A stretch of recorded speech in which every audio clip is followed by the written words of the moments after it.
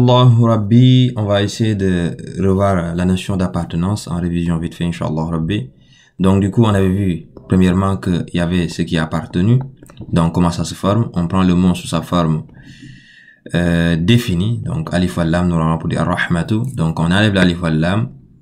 Par contre, on garde le damma. Donc du coup, ça devient rahmatu pour montrer que vraiment ce rahmatu va être possédé. En l'occurrence, ici, Allah subhanahu wa ta'ala par rapport à celui qui possède ici. Donc, par contre, pour celui-ci, on prend toujours la forme définie, certes, mais on garde l'alif wal lam. On va garder ça. Garder. Et donc, du coup, voilà. Par contre, à la fin, au lieu de mettre un damma, voilà, sur la dernière lettre, on va mettre un kasra, ça devient maksur. Donc, on va dire Allahi au lieu de Allahu. Donc, en résumé, pour former l'appartenance, on met ce qui est appartenu. D'abord, ensuite, on met celui à qui ça appartient ou l'appartenant. Et chacun va respecter les règles grammaticales. Celui-là, bah, il va pas avoir alif wal lam. On va l'enlever. Alif wal lam, on va l'enlever. Voilà. Et par contre, il va garder le damma sur la dernière lettre.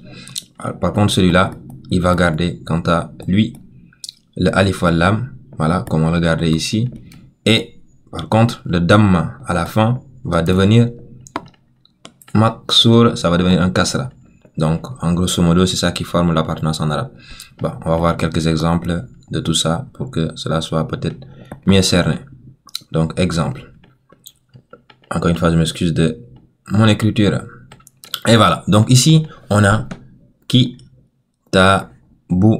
Voilà. Donc, avec le temps, vous allez comprendre les mots même sans les voyelles. Donc, kitabu, mu, ha, ma, normalement, on dit Muhammadun. Mais ici, revenons d'abord sur ce qui est appartenu. Donc, normalement, je rappelle, on devrait avoir alif wal lam pour dire al-kitabu, mais on n'en veut pas du alif wal lam pour dire que ce livre va être appartenu par qui? Celui qui possède, c'est Muhammadun, mais vu qu'il appartient à un livre, il possède un livre, donc le tanwin damma en haut, donc je le remets, va s'effacer pour devenir un tanwin kasra. Si c'était un fatha, ça allait devenir un kasra. Si c'était un tanwin fatha, ça allait devenir un tanwin kasra. Ça devient maksur en fait. On le déplace en bas. Et si on prend l'autre exemple ici, donc on a qalamu.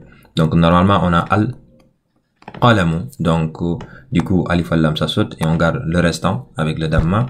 Et celui qui possède c'est ici al. Donc il y a un ma qui est cassé ici, un mim qui est cassé, mu da ri sous normalement on dit al-mudarrisu pour dire voilà le professeur. Donc du coup, étant donné que le professeur va posséder un stylo, donc du coup on garde certes le alif wal lam et le damma, encore une fois, je l'efface, va devenir un kasra, ça devient maksur, ça va se déplacer en bas. Donc finalement on va dire alamu al-mudarrisu al-mudarrisi ou alamul mudarrisi. Donc ici, donc ça va être le livre de Muhammad.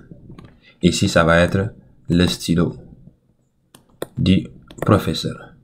Donc, n'hésitez pas si vous avez des questions, des réactions, des rectifications, parce qu'on est tous ici pour apprendre.